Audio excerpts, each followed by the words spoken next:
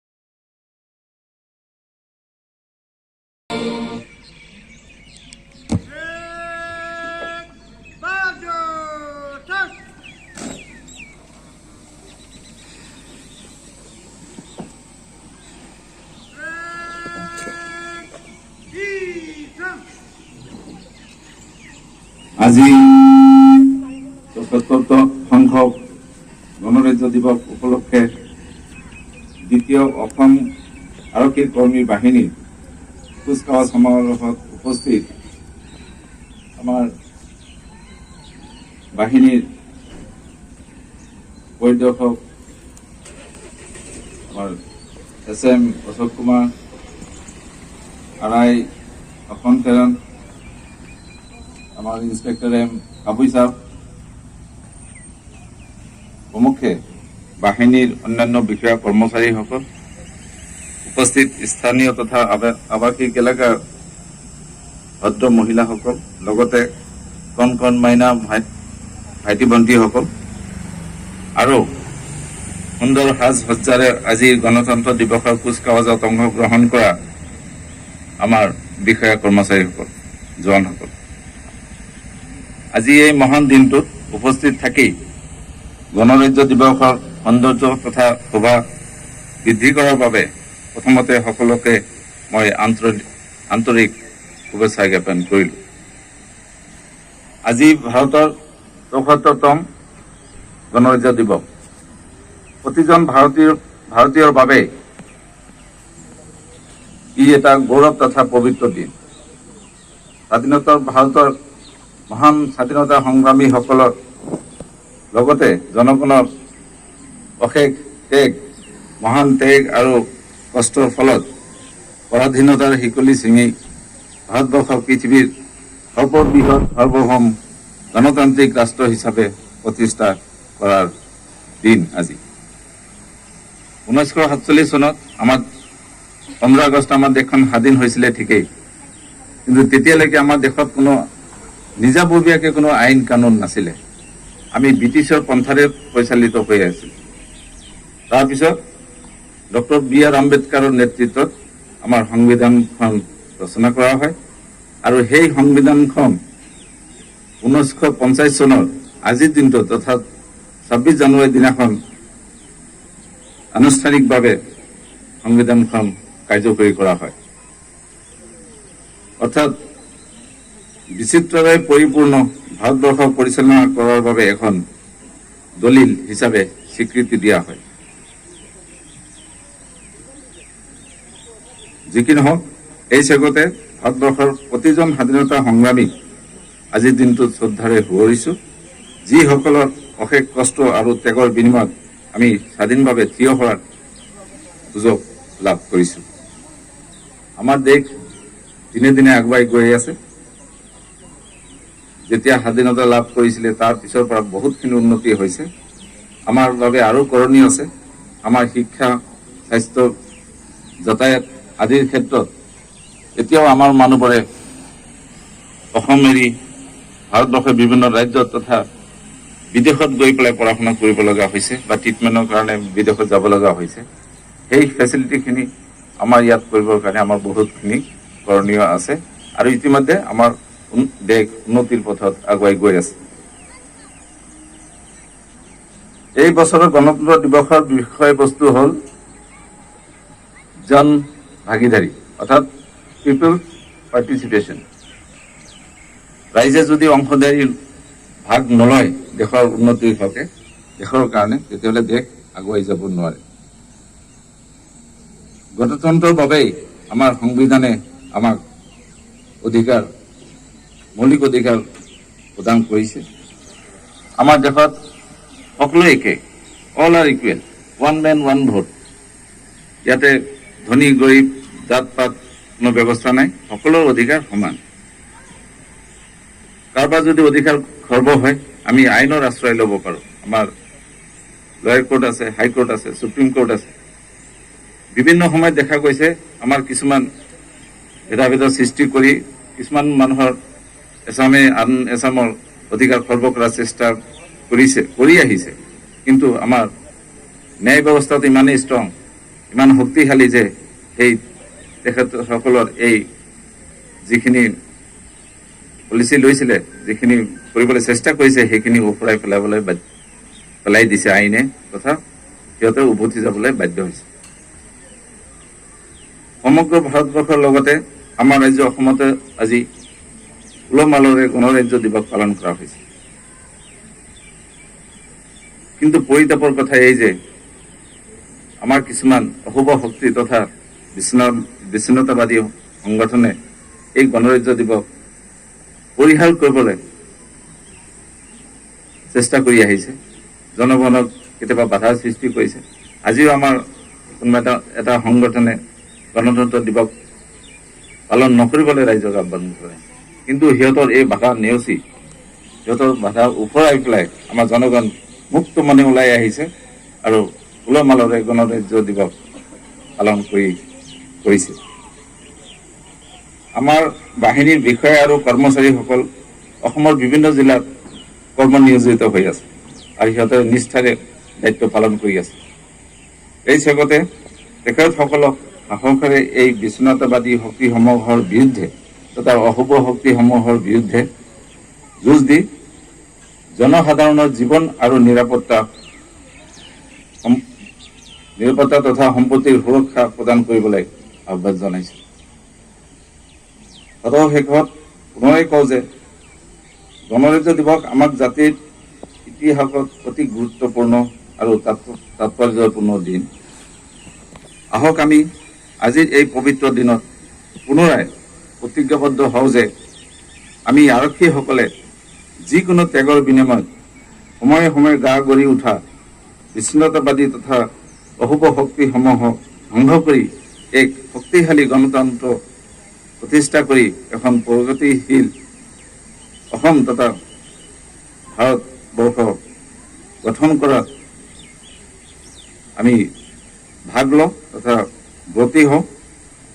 অসম আৰক্ষীৰ নাম উজ্জ্বল কৰি ৰাখোঁ, লগতে আমাৰ ছেকেণ্ড APTF-ৰ সুনাম কঢ়িয়াই আনিবলৈ চেষ্টা কৰোঁ।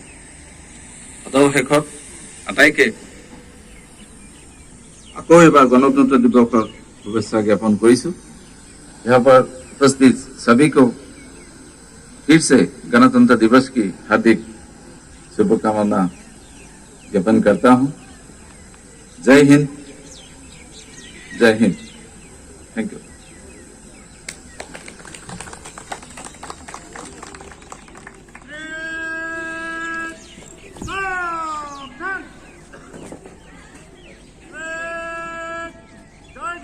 करने के लिए ऑफिसर सभी उतर। भारत माता की जय, भारत माता की जय, भारत माता की जय। ऑफिसर सभी पहन।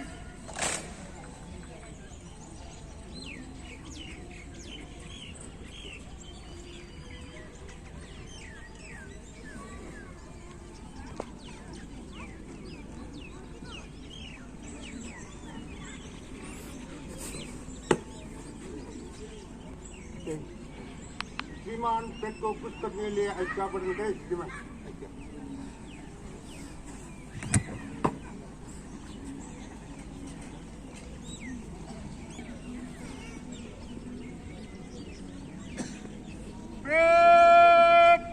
निकट लाइन चल।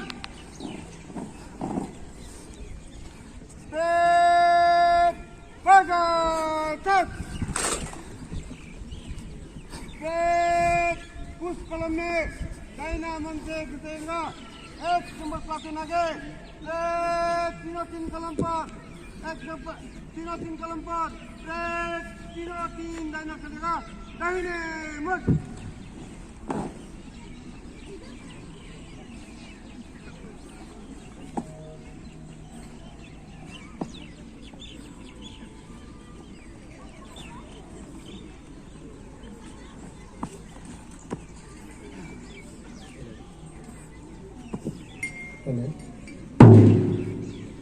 एक number platoon Jonathan kaya sila Seputo Tom Raja Diko Puskamas Puskamas Diko Ano হৈছে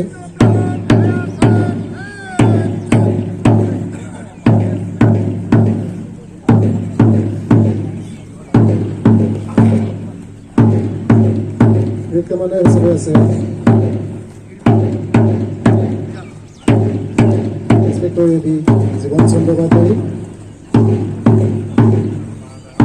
প্রেস হিসেবে আছে এসআই এডি রঞ্জিত বদলৈ,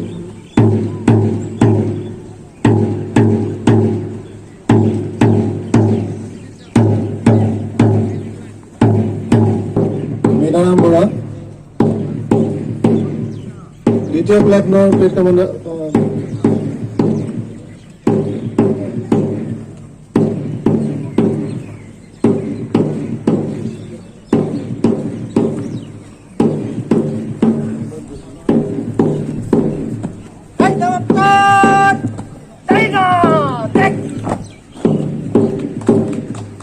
সুন্দর,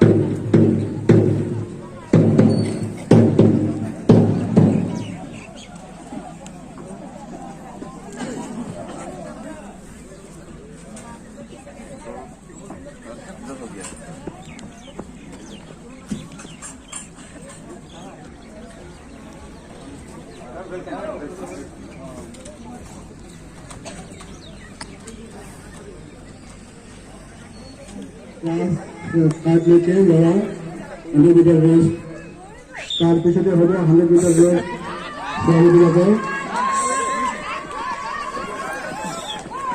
তার পিছনে আছে কুকুরা গ্রুপ,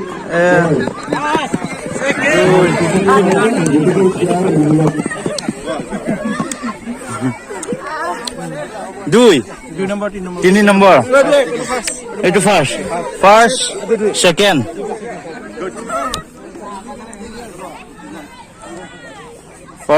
থার্ড